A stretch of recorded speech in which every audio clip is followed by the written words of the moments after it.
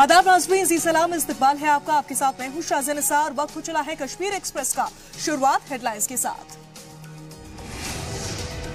Kathua case transfer करने की अर्जी पर 27 अप्रैल को सुप्रीम कोर्ट में होगी समाअत। मुतासर कुनबे ने केस को कहीं और ट्रांसफर करने की दाखिल की थी अर्जी।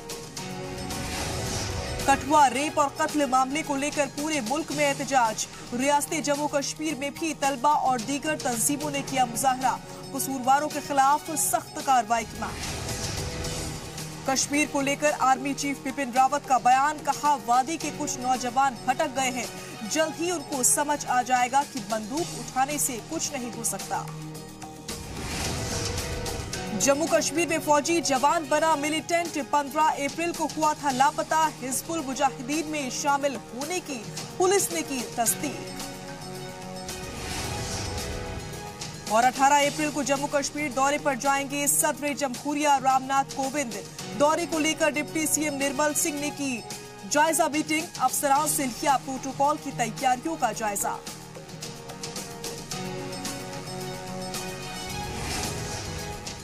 और बुलेटिन का आगाज इस वक्त की बड़ी खबर के साथ। जम्मू कश्मीर में फौजी जवान बना मिलिटेंट। जी हां, इस वक्त की बड़ी खबर की जानकारी। 15 अप्रैल को लापता हुआ था जवान। हिजबुल मुजाहिदीन में शामिल होने की पुलिस ने तस्दीक की है। इस वक्त की बड़ी और अहम खबर की जानकारी। जम्मू कश्मीर में फौजी जवान मिलिटेंट बना है। 15 अप्रैल को लापता हुआ था जवान। हिजबुल मुजाहिदीन में शामिल होने की पुलिस ने तस्दीक की है। और इसी खबर पर ज्यादा जानकारी के साथ श्रीनगर से हमारे ब्यूरो चीफ सैयद तजम्मुल जुड़ रहे हैं। तजम्मुल, आपके पास क्या कुछ जानकारी है इस बड़ी खबर से जुड़ी हुई? शायद इंतहाई अहम खबर है कि जब पहली बार ऐसा हुआ कि जम्मू कश्मीर का जवान जो कि फौज में भर्ती हुआ था, 3 साल इसकी सर्विस अभी तक हुई थी, कि बताया जाता है कि शोपियान से मजीद 2 लोकल लड़कों के साथ ये हिजबुल मुजाहिदीन में शामिल हो गया है।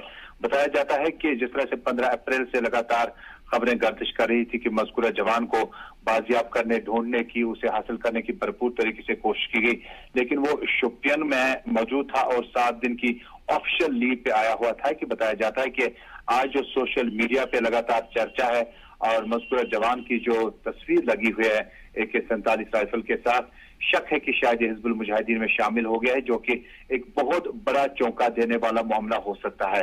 वहीं दूसरी तरफ अभी आर्मी से हमने बात की, आर्मी जराये से हमने बात की, तो दबे होठों से एतराफ किया कि शायद वो मिलिटेंट की सफों में शामिल हो चुका है, लेकिन पुलिस ने ज़िम्मन में केस दर्ज करके तहकीकात शुरू कर दी। जी तजम्मुल, लेकिन फौज के एक जवान को बरगलाना इतना आसान कैसे हो सकता है?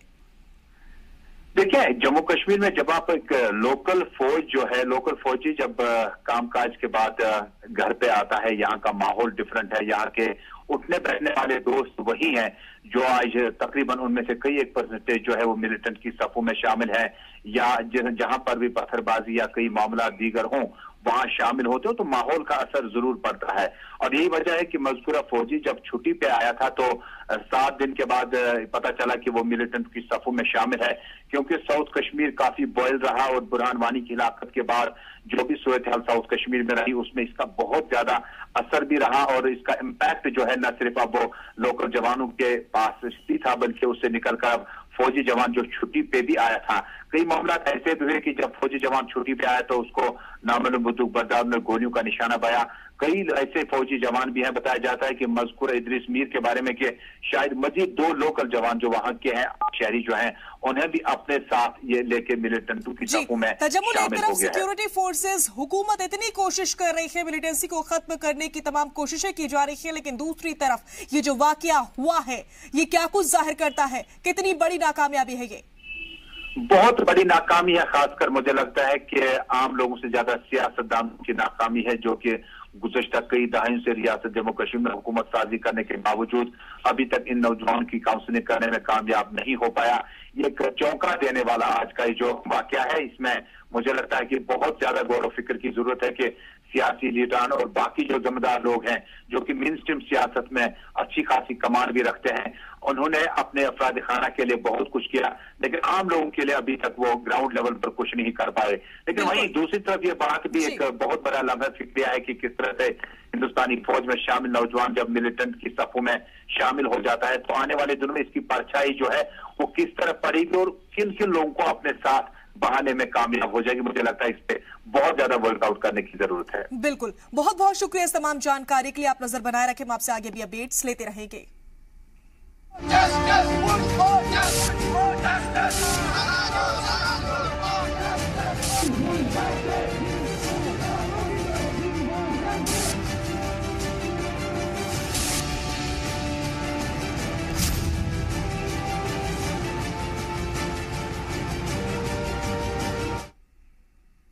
कठुआ गैंगरेप मामले पर केस ट्रांसफर करने पर 27 अप्रैल को समाप्त होगी।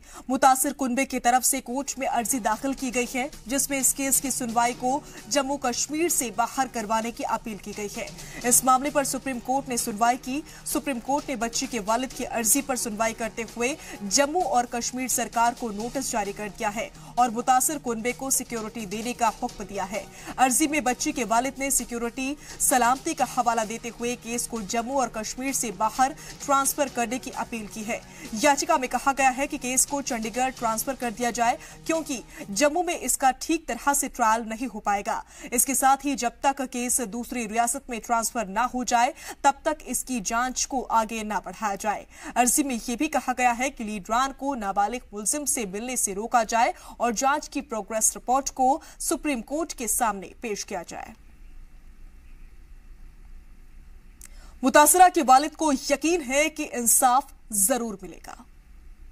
जैसी चल रही है, इसी का विश्वास है हमें, इसी कोर्ट का विश्वास है, इसी अदालत का विश्वास है, इसका बहुत विश्वास है। बस ऐसे ही ठीक है। यही हमें को यही मसले इंसाफ चाहिए, उनको सजा होनी चाहिए। जो जोशी भी है उनको जो सजा होनी चाहिए, उनको फांसी होनी चाहिए। जी हां, कश्मीर के कठुआ गैंगरेप और कत्ल मामले में आज सीजेएम कोर्ट में सभी मुलजिमीन की पेशी की गई। अब इस केस में अगली समाअत 28 अप्रैल को होगी। गैंगरेप की इस वारदात ने पूरे मुल्क को हिलाकर रख दिया है। पूरे मुल्क से कसूरवारों को सख्त सजा दिए जाने का मुतालबा हो रहा है। वहीं मुलजिमीन की हिमायत में हड़ताल कर रहे वकीलों को बार काउंसिल ने अल्टीमेटम दिया है। हड़ताल खत्म नहीं करने पर सख्त कार्रवाई की बात भी कही गई है। कठुआ और उन्नाव गैंगरेप मुतासरीन को इंसाफ दिलाने के लिए पूरे मुल्क में मुजाहरे और एहतजाज हो रहे हैं। बेंगलुरु और दिल्ली में सैकड़ों लोगों ने कैंडल मार्च निकाला और कसूरवारों को सख्त सजा दिए जाने का मुतालबा किया। मुंबई के बांद्रा में भी मुजाहरीन ने एहतजाज किया, जिसमें आम लोगों से लेकर फिल्मी हस्तियों ने भी हिस्सा लिया। नहीं, आज हमने 5 सदस्यीय एक कमेटी बनाई है। 20 अप्रैल को ये कमेटी जम्मू और कठुआ दोनों जगह विजिट करेगी। इस कमेटी के चेयरमैन होंगे मिस्टर जस्टिस तरुण अग्रवाल, फॉर्मर चीफ जस्टिस है हाई कोर्ट के, और इसमें मिस्टर आरजी शाह और मिस्टर एस प्रभाकरन दोनों हमारे को चेयरमैन हैं। ये सभी लोग 20 तारीख को जम्मू और कठुआ दोनों जगह विजिट करेंगे। इन द मीन टाइम हमारे बार काउंसिल ऑफ इंडिया ने आज ये निर्णय लिया कि हम ये इशू करेंगे direction Jammu high court bar association को और कठुआ बार एसोसिएशन को कि अपना स्ट्राइक का जो उनका कॉल है उसको तुरंत रिकॉल करें, वापस लें, अन्यथा उनके खिलाफ हम एक्शन लेंगे। मैं कहूँगा बहुत अच्छी बात है, बहुत खास बात है कि देश के लोग बाहर आ रहे हैं, रास्तों पे आ रहे हैं, अपनी बेटियों को, अपनी बच्चियों को, अपनी औरतों को बचाने के लिए, उनके लिए सुरक्षा का प्रबंध करने के लिए बहुत ज़रूरी है। एक इमरजेंसी स्तर पे इस बात पे एक्शन ली जानी चाहिए। फास्ट ट्रैक कोर्ट्स हमारी अभी इसी वक्त जरूरत है। जब तक आप कुछ बदलाव, सही मायने में बदलाव, जमीनी बदलाव, असली बदलाव नहीं लाए, तब तक आप हमारे नेता हो ही नहीं। 2 लाइनें बोल के आप खुद को इससे छुड़ा नहीं सकते। आइए आपको सुनवाते हैं सीनियर एडवोकेट माजिद मेमन का कठुआ मामले पर क्या कुछ कहना है। लोगों को सिर्फ इस बात का खदशा है, पूरे देश के 135 करोड़ लोगों को, वो ये कि कठुआ में क्या ये मुकदमा सही तरह से चलेगा, क्योंकि जहां पर वकीलों ने धमकी दी है और जहां पर अदालत में भी गड़बड़ी की जा सकती है, तो क्या वहां इंसाफ होगा। तो ये जल्दबाजी में मुकदमा इस तरह चला लेना और वहीं चला लेना जहां किसी की सेफ्टी नहीं है। बताया गया है कि कठुआ छोड़कर आसिफा के खानदान के लोग भाग गए हैं डर के। तो इस खौफ और डर के माहौल में इंसाफ नहीं हो पाएगा। इंसाफ जल्दी होना चाहिए, ये हम सब चाहते हैं।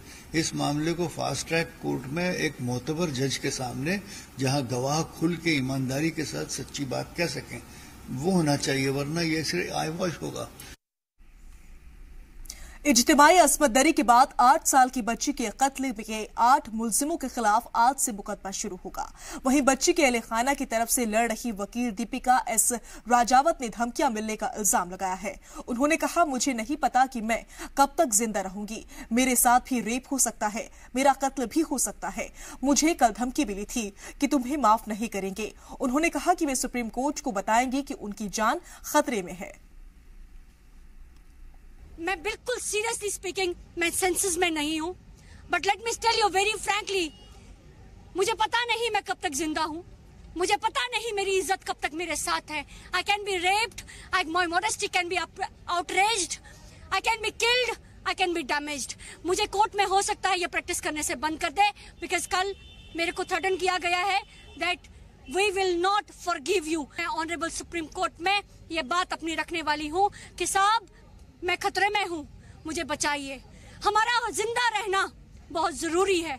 हमारा जिंदा रहना इसलिए जरूरी है कि कल भी भगवान न करे अगर हमारी बच्चियों के साथ ऐसा हुआ तो हम लोगों को जिंदा रहने की इसलिए जरूरत है ताकि हम एक मंच पे आके इन दरिंदों के साथ फिर से मुकाबला कर सके। वहीं मणिपुर गवर्नर नजमा हेपतुल्ला ने रेप करने वालों के खिलाफ सख्त कार्रवाई की मांग करते हुए कहा है कि ऐसे लोगों को सरेआम फांसी होनी चाहिए। नजमा ने कहा कि 8 साल की बच्ची के साथ हुई दरिंदगी के बाद वो अफसरदा भी है और गुस्सा भी। जामिया मिलिया इस्लामिया यूनिवर्सिटी के सालाना जलसे में शिरकत करने पहुंची नजमा से हमारे दिल्ली रिपोर्टर शुएब रजा ने खास बातचीत की। 8 साल की बच्ची के साथ जो दरिंदगी हुई उसने पूरे देश को हिला कर रख दिया। हमारे साथ मणिपुर की गवर्नर नजमा हेपतुल्ला जी मौजूद हैं। मैडम, 2012 के बाद ऐसा लगा था जब लोग सड़कों पर उतरे थे कि शायद ये तमाम चीज़ें रुक जाएगी और नया बदलाव आएगा, लेकिन जब इस तरह से दरिंदगी होती है, महिला होने के नाते भी मैम और आप जिम्मेदार भी हैं, कैसा महसूस करते हैं सब? दुख होता है, शर्म आती है, गुस्सा आता है। आज लड़कियों को जब डिग्रियां मिल रही थी तो ये एहसास हो रहा था कि इस मुल्क में जहां प्रधानमंत्री का मैसेज है बेटी पढ़ाओ बेटी बचाओ, बेटी को पढ़ा रहे हैं, मगर मेरी समझ में नहीं आ रहा है। मैं तो मणिपुर के गवर्नर हूँ। जब यहाँ निर्भया का केस हुआ हमने पार्लियामेंट में उसको बहुत जोर से उठाया और मेरी तो सजेशन था कि कैपिटल पनिशमेंट होना चाहिए ताकि कोई खौफ डर हो।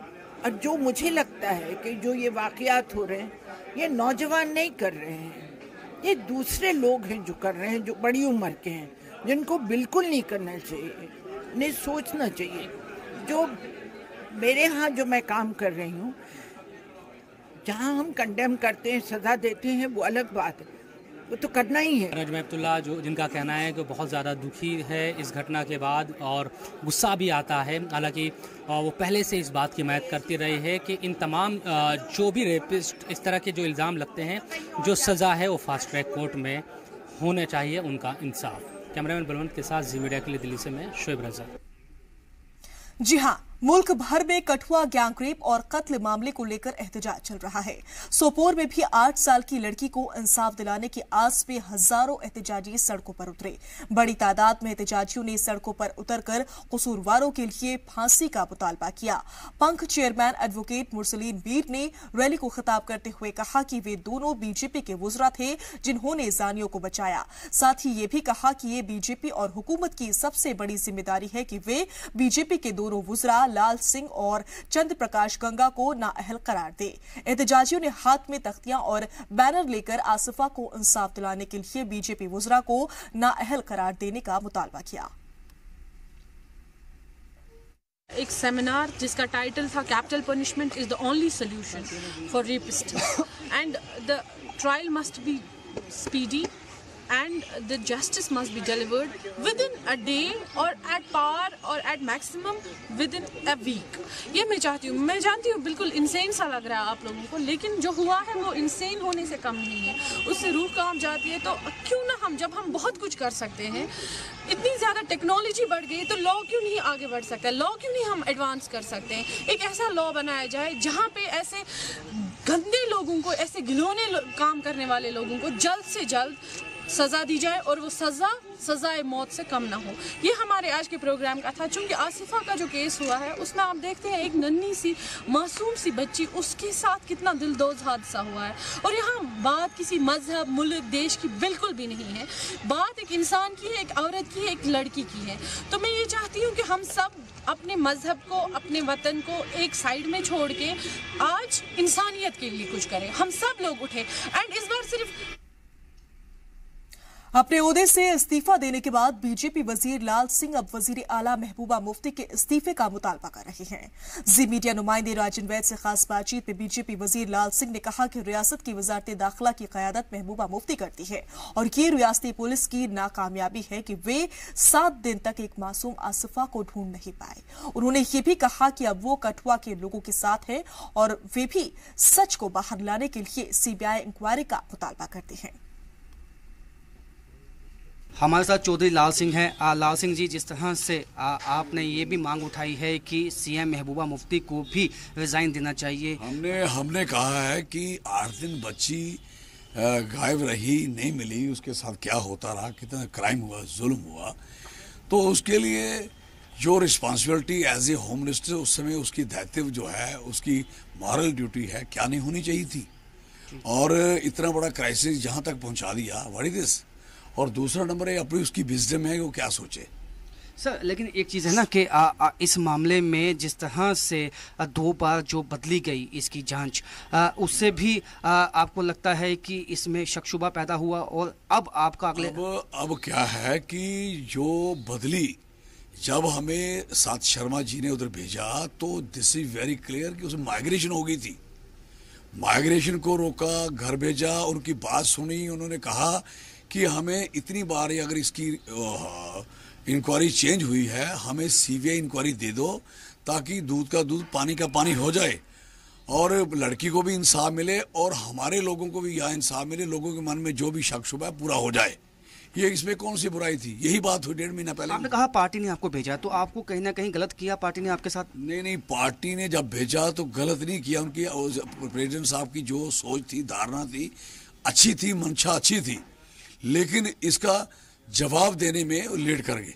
आपको जो आप काबीना से निकाला गया, अब आपको लगता है कि नहीं गया, मैंने खुद रिजाइन दिया कि देश का परसेप्शन ऐसा बन चुका था कि शायद मैं और गंगा कल्प्रिट हो चुके हैं।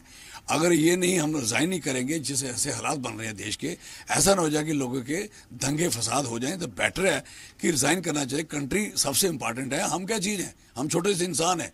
आज भी एमएलए, कल एमपी, परसों मिनिस्टर, चौथ जे अपना कैरियर सारी जिंदगी स्ट्रगल करते, लेकिन देश के साथ न्याय नहीं होने देना चाहते थे। इस कारण हमने उसको रिजाइन किया और अब जो उनकी इंक्वायरी है सीबीआई है, उसके लिए स्टैंड करते हैं हम। लेकिन आप अभी भी सीबीआई बिल्कुल स्टैंड करते हैं, फर्म स्टैंड है, फर्म। इसलिए आप मास कांटेक्ट करेंगे, लोगों तक जाएंगे? लोग मेरे से खुद कांटेक्ट कर रहे हैं, मैंने क्या कांटेक्ट करना है? लोग खुद आ रहे हैं बेचारे, देख रहे हो। अब ऐसी खबरें हैं कि लाल सिंह अपनी पार्टी बनाएंगे, इसके सवाल ही नहीं पैदा हो सकता। अगर पार्टी बनानी होती तो फिर मैं उनसे पार्टी के खिलाफ बातें करता। पार्टी ने जब हमें कहा कि पार्टी ने जब हमें देखा कि मेरी पार्टी और मेरा प्राइम मिनिस्टर ऑफ इंडिया है, अगर इस बात के लिए मेरे लिए दिक्कत में है, तो हमने रिजाइन किया कि उनका छवि, उनका सर कभी नीचे नहीं होना चाहिए। मेरी एक रिजाइन किया, मैं 1000 बार रिजाइन करूंगा अपनी पार्टी के लिए। मास कॉन्टैक्ट बनाने के लिए क्या स्ट्रेटजी है आपकी? मैं कोई मास कॉन्टैक्ट नहीं, मेरा मास आ गई है। क्या करना? आप मुझे बताएं कि लोगों के पास जाएंगे, कठुआ के लोगों के पास? कठुआ तो मुझे वैसे भी जाना है, क्योंकि मेरी माँ, मैं बैसाखी के दिन जाना था, ये बैसाखी कोई और कर रहे थे मेरी। आप रैलियां भी करेंगे वहाँ पे लोगों? नहीं, रैलियां नहीं करेंगे, कोई जरूरत नहीं रैली करेंगे। लोग आएंगे, सुनेंगे, बात भी करेंगे। तो आप सीबीआई की मांग को लेकर आप अड़े हैं और आप इस पे अड़े हैं, फर्म अड़े हैं। लाल सिंह, जिनका कहना है कि अब खुल के जो सीबीआई की मांग है वो उठाई जाएगी और जो कल्प्रिट हैं उनको बख्शा नहीं जाएगा, लेकिन कहीं ना कहीं निर्दोष को सजा नहीं दिलाने देंगे और सीबीआई की जांच को लेकर एक मास कांटेक्ट भी कर सकते हैं लाल सिंह। इस तरह की खबरें हैं। कैमरामैन नाशू के साथ राजन वैद, जी मीडिया, जम्मू। तो वहीं रियासती खवातीन कमीशन की चेयरपर्सन नईमा महसूद ने जी मीडिया से बातचीत करते हुए कहा है, कठुआ रेप मामले में जो भी कसूरवार की हिमायत कर रहे हैं उनके खिलाफ सख्त कार्रवाई होगी। उन्होंने कहा कि कठुआ मामले में मुतासरा की वकील दीपिका सिंह राजावत को धमकी दी जा रही है। इसके खिलाफ उन्होंने जम्मू बार एसोसिएशन के खिलाफ चीफ जस्टिस इंडिया को खत लिखने का फैसला किया है। हमारे नुमाइंदे राजन वैद ने खास बातचीत की। हमारे साथ स्टेट वुमेन कमीशन की चेयरपर्सन हैं नईमा महजूर। मैडम, जिस तरह के हालात बने हैं और जो क्राइम अगेंस्ट वुमेन और ख़ासकर छोटी बच्चियों के खिलाफ जो क्राइम में इजाफा देखने को मिला है, उसको स्टेट वुमेन कमीशन कैसे देखता है? देखिए, बहुत ही जो दिल दहलाने वाला हादसा हुआ है, उस पर हमने बार बार कहा है और पहले दिन से भी कहा था कि हमें अपना काम करने दीजिए, क्राइम ब्रांच को काम करने दीजिए, जुडिशरी को काम करने दीजिए, जिसमें बहुत सारी रुकावटें डाली गई हैं, अब भी डाली जा रही हैं, लेकिन हम ने कमिटमेंट किया है कि हम नहीं छोड़ेंगे जब तक हम जो मुजरिम हैं उनको सज़ा नहीं मिलेगी। लेकिन उस केस के दायरे में जिस तरह की सियासत की जा रही है, रिलीजन के उस under the guys of religion, हम चाहते हैं, उन लोगों को कहना चाहते हैं हम कि आप खुद अपने वोटर के साथ भी इंसाफ नहीं करते हैं। आपने अपने वोटर को भी जलील किया है इस तरह से कि अगर आप एक मासूम बच्ची की रेप को वोट के साथ जोड़ के, तो मुझे लगता है कि कम से कम हमारी सोसाइटी जो है, जो चाहे जम्मू में है, कश्मीर में है, सबको उन ऐसे अनासिर को दूर फेंकना चाहिए जो इस तरह की राजनीति करते हैं, जो इस तरह की पॉलिटिक्स करते हैं, क्योंकि इसमें पॉलिटिक्स करने की कोई गुंजाइश नहीं थी, लेकिन कर दी, शुरू से लेके आज तक कर दी।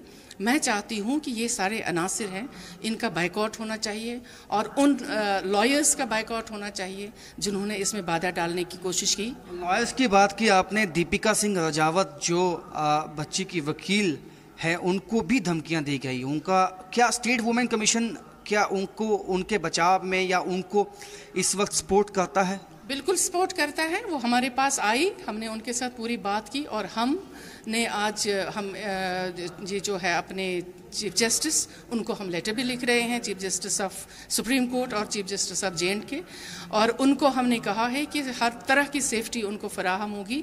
वीमेन कमीशन उनके साथ है और कोई इस तरह की कोई नाजेबा हरकत करेगा तो उनको सज़ा होगी अगर कोई इस तरह की हैरेसमेंट होगी, क्योंकि इसके लिए अब बहुत सारे सख्त लॉज हैं जिनका हम उपयोग करेंगे और जिनको हम इस्तेमाल करके किसी को उनको कोई गज़न पहुंचाने की इजाज़त नहीं देंगे। नईमा महजूर, जिनका कहना है कि दीपिका सिंह राजावत के साथ स्टेट वुमेन कमीशन शाना बशाना खड़ा है और किसी भी तरह का कोई भी धमकियां अगर कोई देता है तो उसके खिलाफ सख्त कार्रवाई स्टेट वुमेन कमीशन करेगा। और इसके साथ साथ चीफ जस्टिस ऑफ इंडिया को भी स्टेट वुमेन कमीशन ये अपील करेगा कि दोषियों के खिलाफ जिन्होंने धमकियां दी हैं सख्त कार्रवाई की जाए। कैमरामैन आशु के साथ राजन वैद, जी मीडिया, जम्मू। वहीं भदरवा के government post graduate degree college के तलबा ने कठुआ रेप मुतासिरा को इंसाफ दिलाने की आस में भदरवा की सड़कों पर एहतजाज किया। इस एहतजाज का मकसद जानियों और कातिलों को सख्त से सख्त सजा दिलाना है। एहतजाज दर्ज कराने के लिए तलबा ने भदरवा के गवर्नमेंट PG डिग्री कॉलेज से रैली निकाली, जिसमें बड़ी तादाद में तलबा ने शिरकत की। Justice for Asifa, hang the rapist, we stand by victim family, Asifa हम शर्मिंदा है, तेरे कातिल जिंदा है जैसे नारों और स्लोगन्स के साथ तलबा ने एहतजाज किया। वहीं एहतजाजियों ने इस बात का भी मुतालबा किया कि आसिफा का केस डोडा की फास्ट ट्रैक कोर्ट में ट्रांसफर किया जाए और पूरी कार्रवाई कैमरे की निगरानी में हो। उन्होंने कहा कि हम चाहते हैं कि इस तरह के सारे केसेस को स्पेशल कोर्ट में ट्रांसफर किया जाए। हमें आइन पर पूरी तरह से यकीन है, लेकिन हम चाहते हैं कि मुतासिरा के अहले खाना को जल्द से जल्द इंसाफ मिले, जो आगे के लिए लोगों के सामने एक मिसाल पेश करे।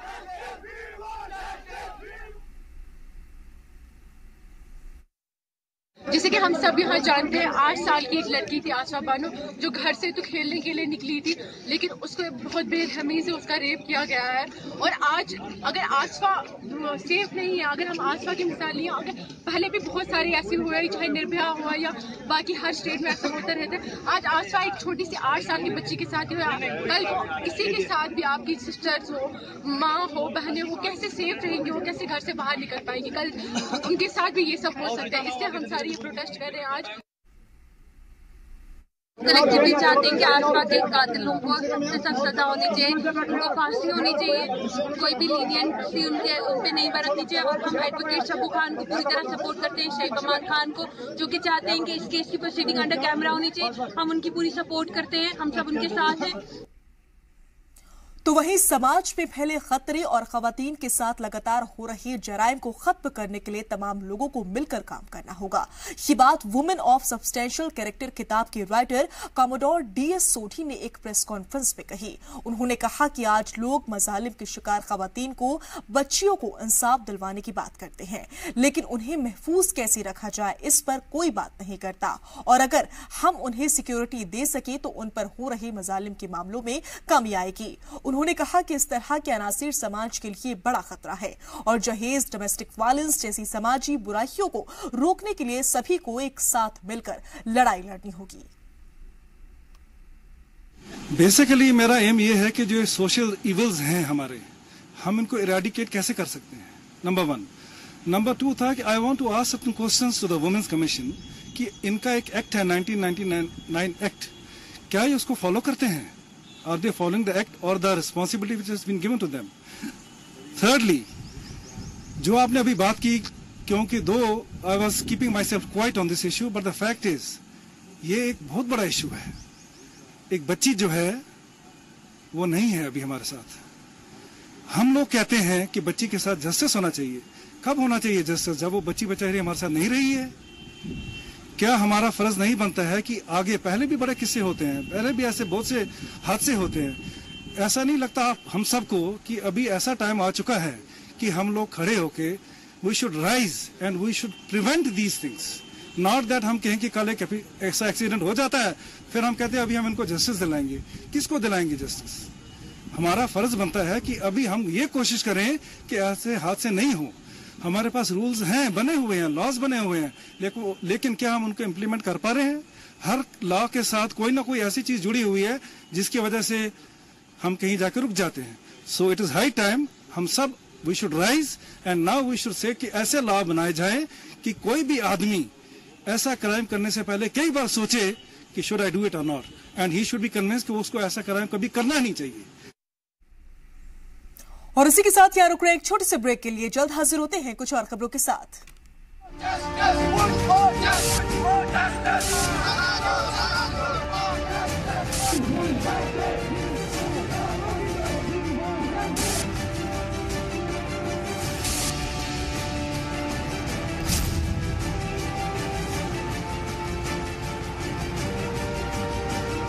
ब्रेक के बाद एक बार फिर से आप सभी का इस्तकबाल है। एम्प्लॉयज ज्वाइंट एक्शन कमेटी और ट्रेड एसोसिएशन ने बांदीपुरा के गुलशन चौक पर मुजाहरा किया।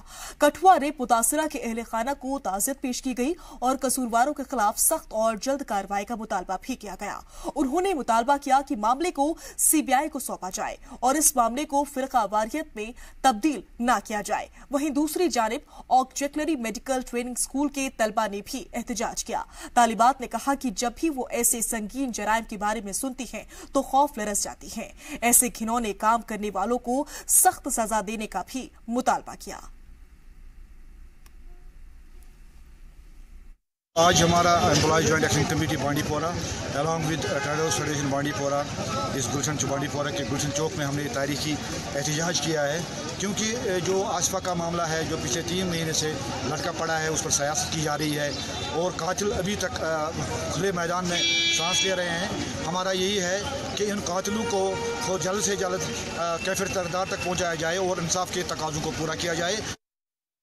जी हमने यही सुना है कि हाँ CBI को जाना चाहिए, लेकिन हमने ये भी सुना है कि उनके जो लॉयर्स हैं उनके मतलब खिलाफ हो गए, अगेंस्ट हो गए सारे। लेकिन हम चाहते हैं जो मतलब एज ह्यूमन हम चाहते हैं, हम नहीं चाहते वो मुस्लिम है, हम as humanity on humanity basis हम भी चाहते हैं उनके लिए जस्टिस हो, क्योंकि पहले हम ह्यूमन्स हैं, बाद में हमारा रिलीजन है। हम भी चाहते हैं कि जो लॉयर्स हैं सब उनका साथ दें। तो वहीं डोडा के मुख्तलिफ इलाकों में कठुआ रेप मामले को लेकर तलबा ने जबरदस्त एहतजाज किया। मुख्तलिफ तालीमी इदारों से हजारों की तादाद में तलबा ने मुजाहरा किया। तलबा ने कठुआ मामले के कसूरवारों को बचाने वालों के खिलाफ नारेबाजी की और साथ ही मामले की CBI जांच की मांग भी की। लोगों ने मामले को कठुआ से बाहर मुंतकिल करने का भी मुतालबा किया। तलबा ने उन्नाव मामले के मुलजिम MLA के खिलाफ भी कार्रवाई का मुतालबा किया। दोनों मामले के कसूरवारों को सख्त सजा देने की मांग की गई। इसलिए हम प्रोटेस्ट कर रहे हैं कि ताकि कॉन्स्टिट्यूशन के अंदर मैं गवर्नमेंट ऑफ इंडिया में एस्टेब्लिशमेंट एडमिनिस्ट्रेशन से ये कहता हूँ कि इसके ऊपर सख्त से सख्त कानून बना जाए ताकि आज के बाद ये खत्म न हो। अगर इसके ऊपर सख्त से सख्त कानून नहीं बनता है तो ये जो घटना घट रही है ये कंटिन्यू रहेगी और हमें नहीं लगता है कि ये खत्म होगी। यही हमारा असली मकसद है कि इसके ऊपर सख्त से सख्त कॉन्स्टिट्यूशन बने। कठुआ रेप मामले को लेकर पूरे मुल्क में एहतजाज का सिलसिला जारी है। आज कश्मीर के किश्तवाड़ में सिविल सोसाइटी ने कैंडल मार्च निकाला। समाजी कारकुन शाकिर सिद्दीकी की क़यादत में कैंडल मार्च निकाला गया।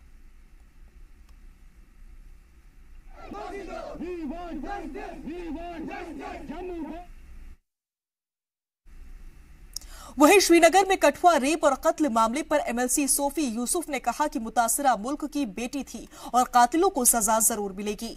जी मीडिया नुमाइंदी सैयद तजमुल ने एमएलसी सोफी यूसुफ से खास बातचीत की। वादी की मौजूदा सूरत हाल के चलते और मरकजी लीडरान का रियासत जम्मू कश्मीर खासकर वादी वारिद होने का सिलसिला जारी है। मरकज में जो भी लीडरान हैं वो जम्मू कश्मीर के हवाले से क्या कुछ राय रखते हैं, हमारे साथ मौजूद हैं सोफी यूसुफ। सोफी साहब, पहले वाइस प्रेसिडेंट की बात करें, कौमी नायब सदर की बात करें, अविनाश राय खन्ना जी की कश्मीर आमद, इन हालात में क्या प्रोग्राम है इनका? नहीं, ये पार्टी का प्रोग्राम है, इनको इससे पहले ही आना था।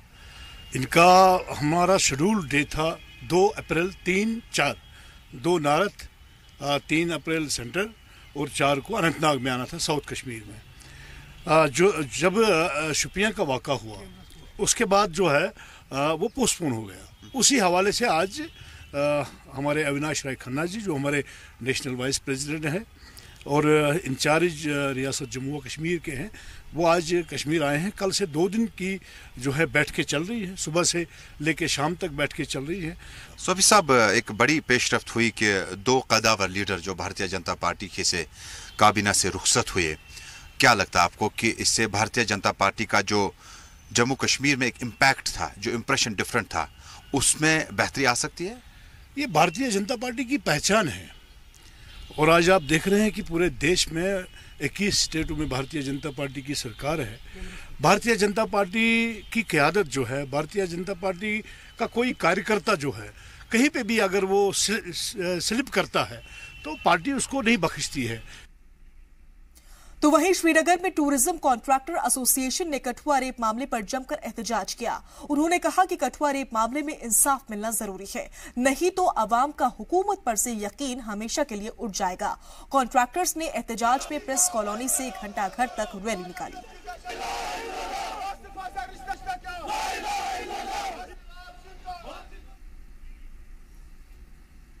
वहीं एक और पहल करते हुए मेडिकल एम्प्लॉयज फेडरेशन की मुलाजमीन ने भी कठुआ रेप मामले पर इंसाफ का मुतालबा किया।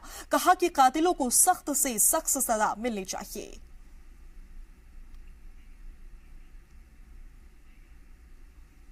श्रीनगर की सेंट्रल यूनिवर्सिटी में भी तलबा ने कठुआ रेप मामले में कातिलों को सजा दिलाने का मुतालबा किया। वहीं यूनिवर्सिटी से प्रेस कॉलोनी तक रैली निकालकर नारेबाजी करते हुए एहतजाज किया गया।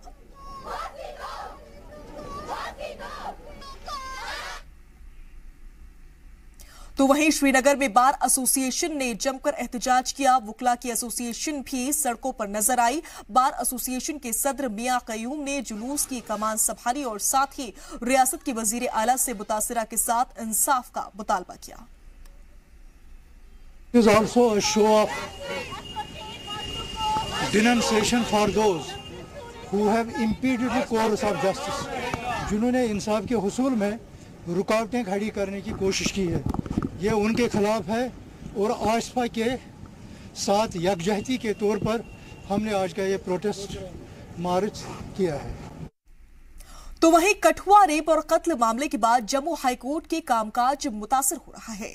इसी मामले में आज जम्मू की बार एसोसिएशन की मीटिंग हुई, जिसमें यह तय किया गया है कि कोर्ट का कामकाज फिर से अपने रूटीन के हिसाब से होगा। सुप्रीम कोर्ट का काग्निजेंस लेना और हाई कोर्ट का रिक्वेस्ट करना। आज हमने जनरल हाउस की मीटिंग की और जनरल हाउस की मीटिंग कोई कम से कम 3.5 घंटे चली और पूरा उस पर मंथन करके कि ये हमारी लेटेस्ट डेवलपमेंट्स हैं तो हमें क्या करना चाहिए। तो यकमुश्त एक यूनानिमसली फैसला हुआ कि भाई यहाँ तक हमारे 2 इश्यूज़ हैं। इन पर हमारी लड़ाई जारी रहेगी। लेकिन चूँकि जो रिक्वेस्ट हमें आई हैं, जैसे बीसीआई की आई है, उनकी रिक्वेस्ट को मंजूर करते हुए हमने अपना काम रिज्यूम करने का फैसला किया।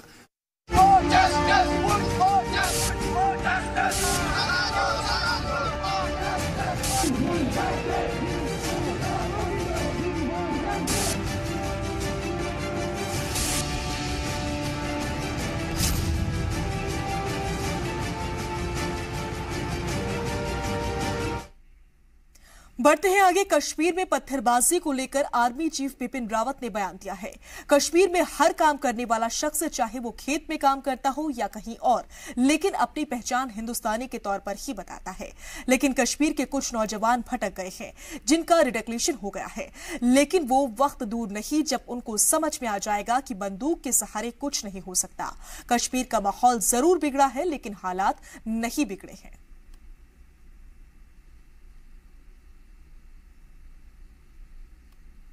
कश्मीर में हालत सुधरेंगे, कश्मीर कहीं नहीं बिगड़ा।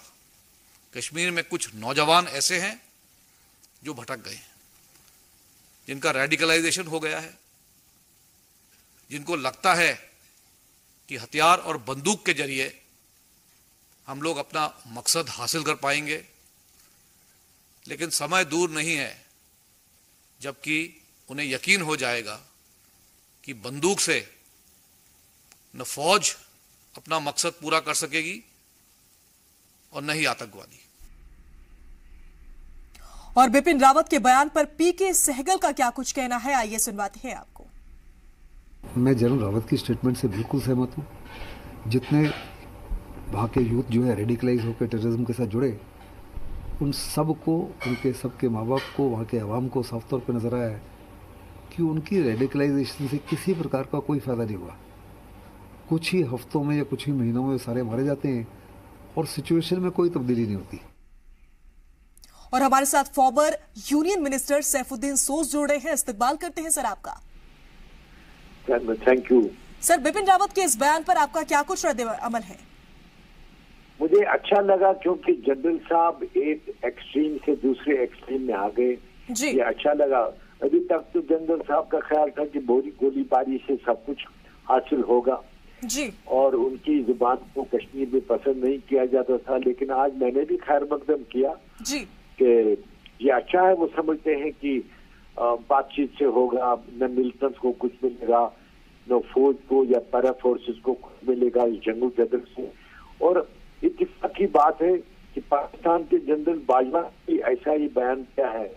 तो मैंने ये चाहा कि जनरल रावत मोदी हुकूमत को मदद करे, जनरल बाजवा से बात करे टेलीफोन पर। ये फौजी सरबराह हैं दोनों मुल्कों के, अमन की बात कर रहे हैं, तो मुझे बड़ा अच्छा लगता है जी। लेकिन अपने जनरल साहब तो एक एक्सट्रीम से दूसरे एक्सट्रीम पर आ गए। मैं इसका जबरदस्त खैर मकदम करता हूँ क्योंकि बंदूक की नाली से कभी हाथ पैदा नहीं होती जी। सर लेकिन बातें तो बहुत होती हैं, हालात नहीं बदलते। नहीं देखिए, कश्मीर के हालात ऐसे हैं, एक बच्चा मरता है दूसरा खड़ा हो जाता है जी। तो जनरल साहब को ये बात समझ आ गई, लोगों को मारा जा सकता है लेकिन कश्मीरी रिमेन इनविंसिबल, इनको कोई से फतह नहीं किया जा सकता। हाँ, बातचीत का दरवाजा खुलेगा तो अमन राहत की बातें पैदा हो जाएंगी। लेकिन इसका इंतजार तो नहीं किया जा सकता ना सर। अभी भी खबर आई है कि फौज का जवान जो है वो हिजबुल मुजाहिदीन में शामिल हो गया है, इस बात की तस्दीक की गई है। तो ऐसे में क्या कुछ कहा जा सकता है? आपने अच्छा किया मुझे पूछा। मैंने ये भी कहा बयान में, खैर मकदम किया, लेकिन साथ कहा है कि जनरल साहब को मोदी जी से, मोदी हुकूमत को बताना चाहिए कि यकतरफा सीज फायर का ऐलान करें और बातचीत का दरवाजा खोलें, राहत पैदा हो जाएगी जी। चलिए, बहुत बहुत शुक्रिया हमसे बातचीत करने के लिए। और इसी के साथ यहाँ रुक रहे एक छोटे से ब्रेक के लिए। जल्द हाजिर होते हैं कुछ और खबरों के साथ।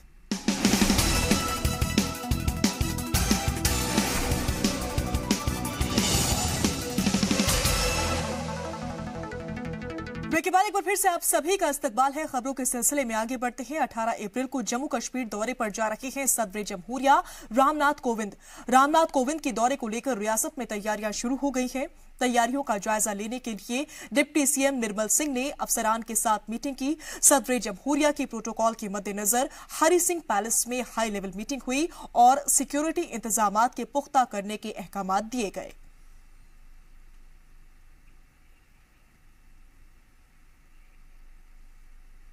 जम्मू यूनिवर्सिटी की जानिब से एक रोजा सेमिनार का इनेकाद किया गया। Changing scenario of Urdu literature के उन्वान पर सेमिनार का इनेकाद किया गया। इस मौके पर लखनऊ यूनिवर्सिटी के उर्दू डिपार्टमेंट के एओडी प्रोफेसर अनीस अशफाक और रियासती खवातीन कमीशन की चेयरपर्सन नईमा महजूर ने शिरकत की। सेमिनार में उर्दू स्कॉलर और तलबा ने उर्दू अदब के बदलते दौर पर रोशनी डाली।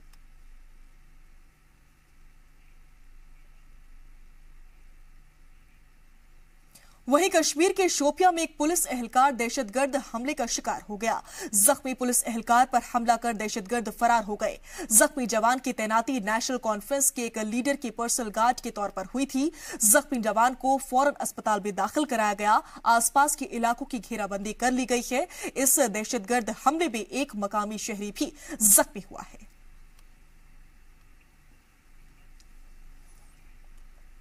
और अब खबर पट्टन से। आईजी ट्रैफिक बसंत रथ ने आज पट्टन की बाजारों में अचानक पहुंचे और मार्केट के ट्रैफिक निजाम का जायजा लिया।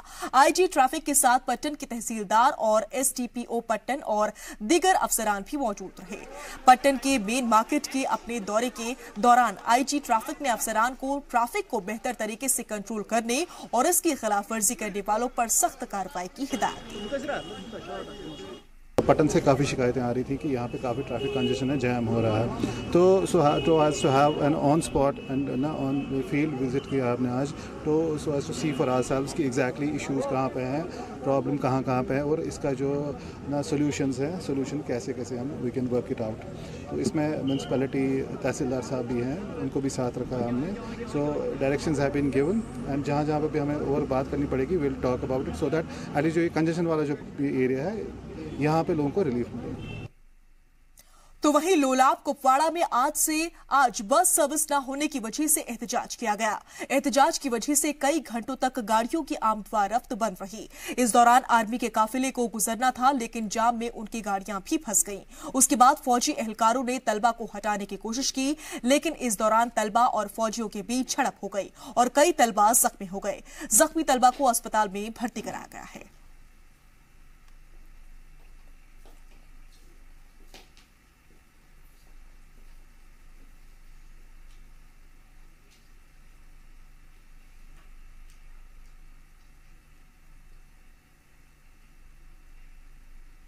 बढ़ते हैं आगे। मोहब्बत की निशानी ताजमहल पर मुगल बादशाह शाहजहां के उर्स की धूम रही।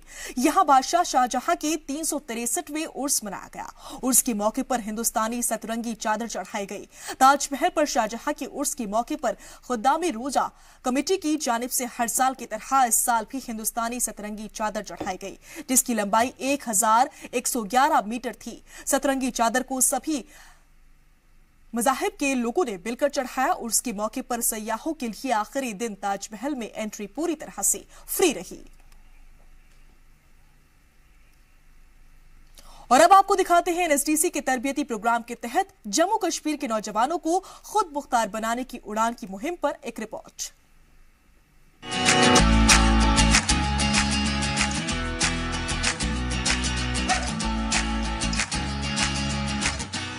मरकजी हुकूमत की नेशनल स्किल डेवलपमेंट कॉरपोरेशन की जानिब से चलाई जा रही उड़ान स्कीम जम्मू कश्मीर के तालीम याफ्ता नौजवानों को बेहतर मुस्तकबिल की जानिब गामजन कर रही है। इस स्कीम के तहत नौजवानों को न सिर्फ आला इदारों में स्किल डेवलपमेंट की तरबियत दी जा रही है, बल्कि उन्हें रोजगार फराहम करने के लिए भी ताउन फराहम किया जा रहा है। तरबियत के दौरान उन्हें बेहतरीन सहूलियात फराहम की जा रही हैं। बेंगलुरु में presidency college of hotel management में गुज़िश्ता 3 वर्षों से उड़ान स्कीम के कई कश्मीरी तलबा ज़ेर तरबियत है।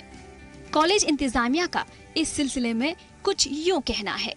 बहुत अच्छा प्रोग्राम है, क्योंकि जो वहाँ पर अनरेस्ट हो रहा है कश्मीर में, बिकॉज एम्प्लॉयमेंट नहीं है लोगों के पास, लोगों को पता नहीं क्या करना है, वो सारे टाइम सिर्फ कश्मीर वैली में ही रहे हैं।